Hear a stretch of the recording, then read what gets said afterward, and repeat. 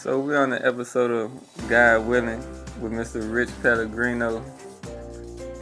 Good guy, a serious work in the movement for freedom, justice, and equality, affiliate of the Nick Thomas Justice Coalition, and a great person. How you doing today, Mr. Rich? I'm fine. That's great, man. I'm glad I finally met you. You know, I was telling people I was had a video telling them that I was interviewing. I was like, you seem like a behind the scenes kind of guy like me. You know, me doing these interviews kind of something new to me. I'm behind the scenes type. I'm glad I finally met you. Right. But let the people know who you are. I had the pleasure of growing up, being born in the 60s and 70s, so I was born into a time when power to the people was real, and we took it seriously. And so I grew up, as a young person during that time, and I saw that when you do take the power seriously, the effect it can have to change. So that's pretty much characterized my life, this last 60 years of activism, using this white skin and white privilege to level the playing field for everybody the way it should be, because it's an illusion anyway. Race and whiteness and blackness, it's all an illusion. We're all one. Yes, sir. Absolutely. I think you even answered my second question all in one, but I still ask you just to elaborate. What do you stand for? The old saying, if you don't stand for anything, but really, I stand for oneness and justice. Like I said before, my belief is that the earth is one country and mankind its citizens, and we're all one people. And so we have to start learning how to live and practice that creed. The creed that was espoused in the Declaration of Independence, but which this country has never lived up to. Mm-hmm. That all men are created equal and so forth. So, that's what I have 8 kids of my own, so I want to make sure that their legacy is, they're not still fighting the same battles that we've been fighting for 50 years. But I have a lot of hope for the millennial generation, which I believe you're probably part of. Because you're using one of the main tools of it, social media. Yes, sir. Yeah. So you feel this social media is a big tool in revolution? Oh, definitely. I haven't been disencouraged for about 50 years. It's the millennials that are encouraging me, the Black Lives Matter movement, the movement for Black Lives, because we know that no revolution takes place without the youth at the vanguard. Dr. King was not the vanguard of that movement. He was the supporter, he was a spokesperson, but it was the young people, the freedom riders and so forth. And it's always been that way in any revolution. So it's important that the young people take their stance, at the vanguard, and the millennials are starting to do that. And the big difference is you, or the millennial generation, have the access to the most information of any generation in history and have quick access to each other. So there's no reason why we can't make change. Mm-hmm. Yes, sir. Yes, sir. Now, give us some information on the Nick Thomas Justice Coalition. Mm-hmm. Sure.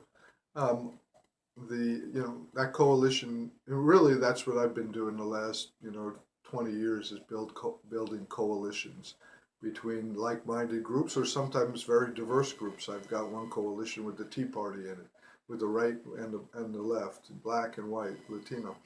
But Nick Thomas, sadly, was a young man, one of many, that was shot and killed, unarmed young black man shot and killed here in Smyrna, Georgia, by the police, for no reason, no good reason at all.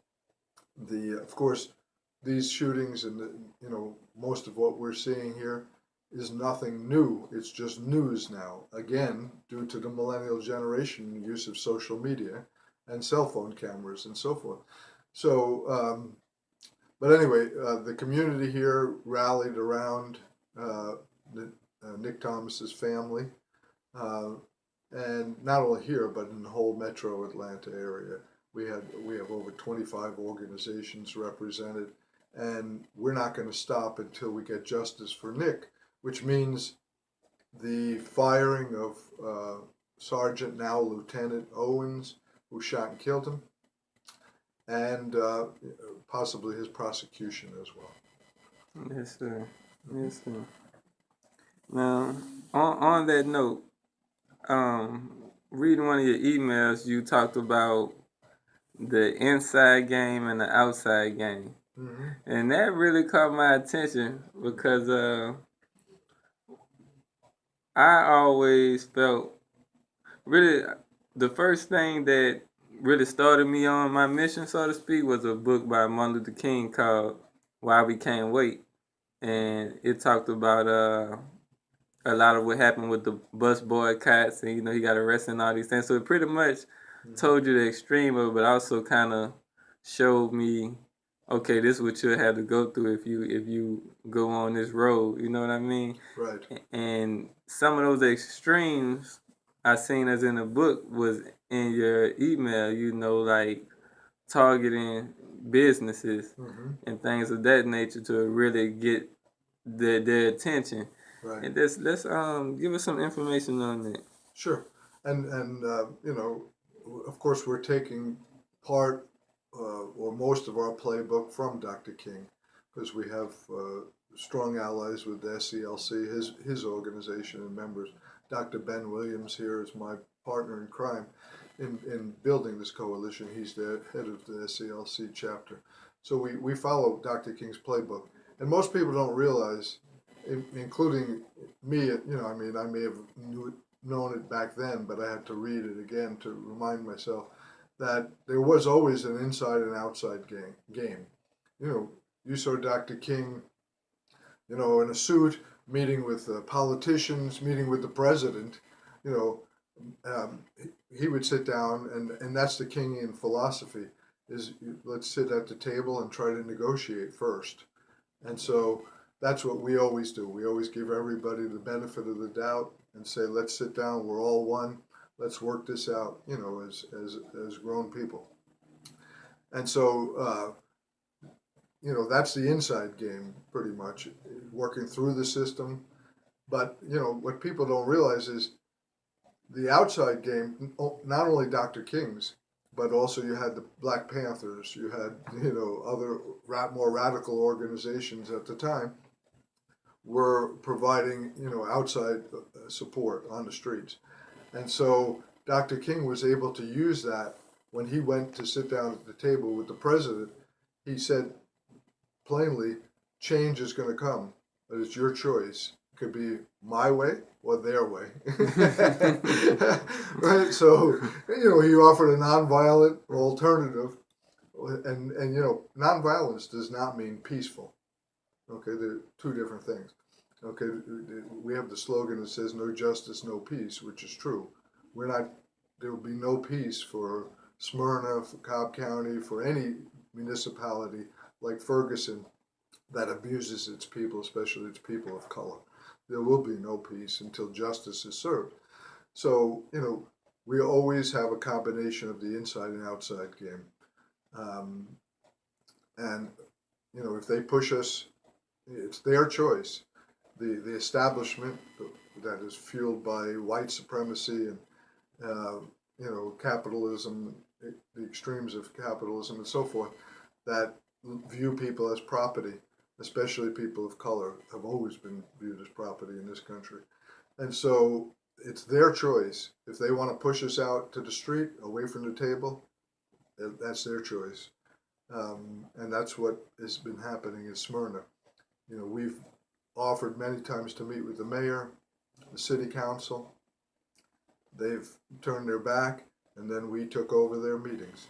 And we took over their streets, and the next thing we're going to do is take over their businesses. And so that's what Dr. King, we just did together with Black Lives Matter, a takeover of the streets at the St. Patty's Day Festival, okay, in Smyrna. And so, some of the revelers there, who were all white, mostly Irish. Not Mm-hmm. all, there was a mixture there, but the guys who came out to argue with us, basically, Uh-huh. said, "Oh, you guys are targeting the wrong people. We didn't do anything to you. Mm. We didn't do anything to, black people and all this and that." And I said, uh, so they said, "Your tactics are all wrong," arguing with us. I said, "So what you're telling me is Dr. King's tactics were wrong? He shouldn't have done it, and we would be back in Jim Crow day?" They said, "He didn't do this." I said, "You got to read your history. Okay? Where did he do? He marched where white businesses were. Okay? Mm. So white folk would be scared of patronizing those businesses. That's how he got things done. That's what we're going to do here." Beautiful. Yes, sir. Now I understand that you have a affiliation with the street groomers. Mm-hmm. Yes, sir. Let's talk about that. Sure. Um, Street groomers have been part of our coalition.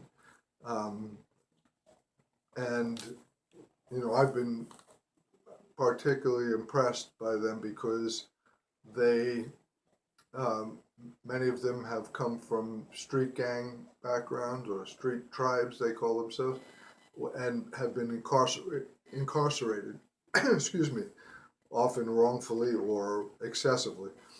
So, they've taken upon themselves to transform their lives, to reach out to other young people on the streets, but not in judgment, because they realize that, so-called gangs are the only families a lot of people have, or they're the only protection against the police. Okay, so there's good reasons why people are in gangs. Matter of fact, the way I view America is it's just a whole interconnected system of gangs. You got gangs in business suits, in the capital, and you got gangs with colors on the streets. It's just different gangs. I'm Italian. We were the master of gangs.